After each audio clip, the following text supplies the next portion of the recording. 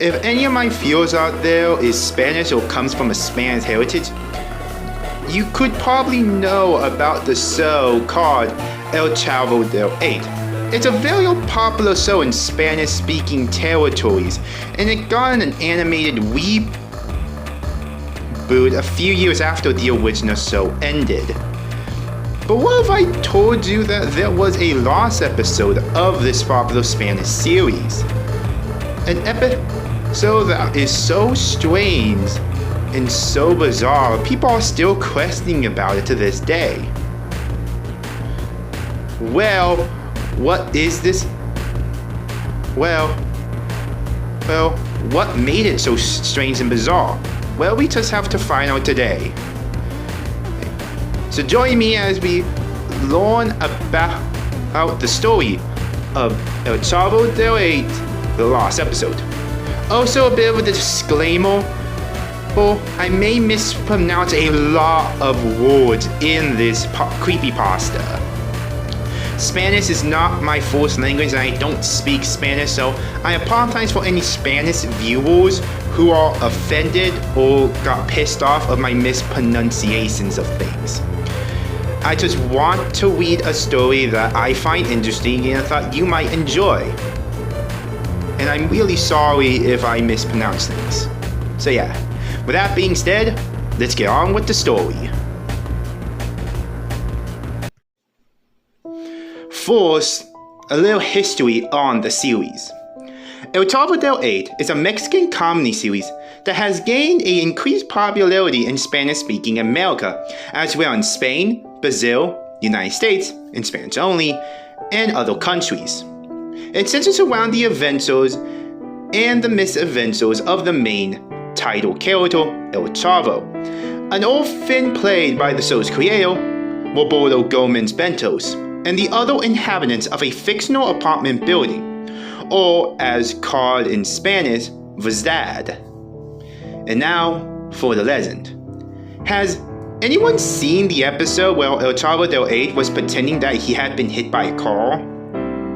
Because if you did, or if you lived during the time it was broadcast, you may have noticed that there was a period of 4 months between this and the previous episode. Okay, what happened in the period of 4 months? Roberto Gomez Bentos apparently had filmed what was supposed to be the series finale of El Chavo del 8, and is more or less like this real episode. According to several former executives, the episode goes as follows. The episode begins with the characteristic intro of the series, but the sound sounds outdated. When the facade comes into view, no one shows up. The gate opens as if someone were to enter, but no one goes in. It goes on like this for about 2 or 3 minutes with this change of shots, and when you finally see El Chavo enter and hear the laugh trap, the shots stop changing after this. It's in that part where El Chavo comes out of the facade and walks into the street. At that time, in comes Quinto and La Chihuahua. Quinto then asks La Chihuahua where El Chavo is. Quinto acts in character voice, changing enough, though his cheeks are not as inflated. La Chihuahua says he is in the street with tomato sauce. At that exact moment he says the street, you hear a horrible roar that does not appear on all versions of the tape.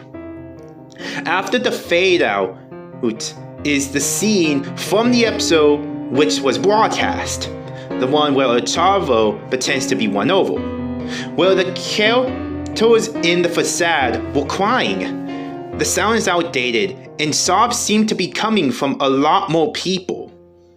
Just that there is a cut scene for what appears to be a commercial break.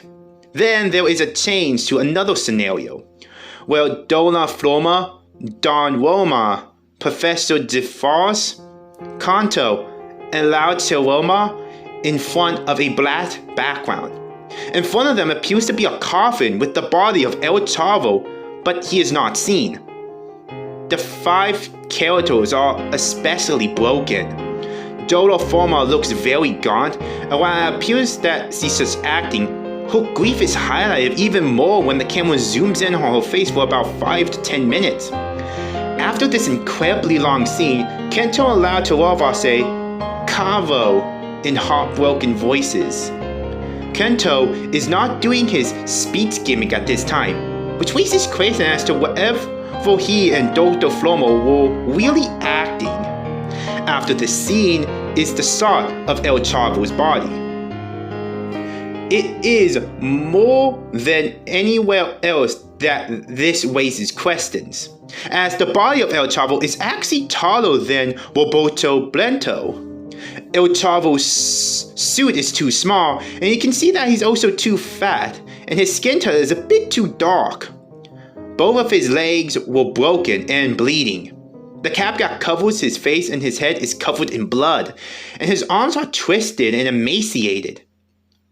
His trunk seems to be incredibly screamed stab wounds all over it. This scene lasts for 5 minutes. Then the characteristic ending theme of El Chavo del 8 plays.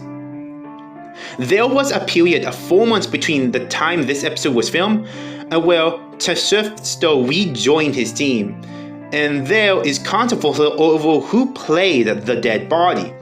It was clearly shown that it is not a dummy, and it was not any actor who had appeared as an extra or two before or after this.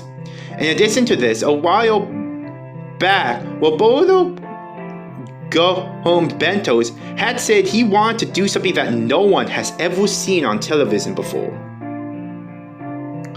Truth in television. During a trip to Peru in 2008, Roberto Castello Gomez actually did plan on a series finale of El Chavo del Ocho, in the eponymous El Chavo sacrificing himself to save a child from being hit by a car. He decided not to because his daughter said that it would make many children become depressed forever. So the idea was never realized.